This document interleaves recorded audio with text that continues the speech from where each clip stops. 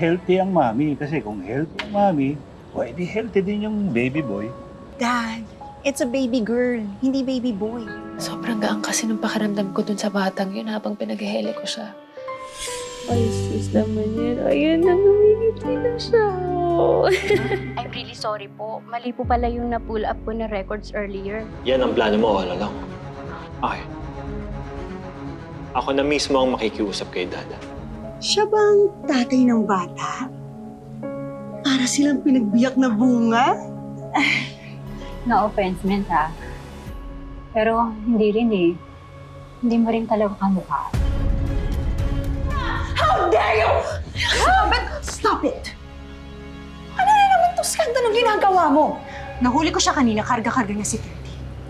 Mabuti na lang dumating ako agad dahil kung hindi, baka sinaktan niya na ang baby ko. Sabihin ko kay Bobby at Eileen, yung pinanakaw mo na fertilized embryo nila na ginamit mo sa pagbubuntis mo. Ewan ko lang kung hindi ma-insecure yung Eileen na yan over the fact na parang photocopy ni 30 si Bobby.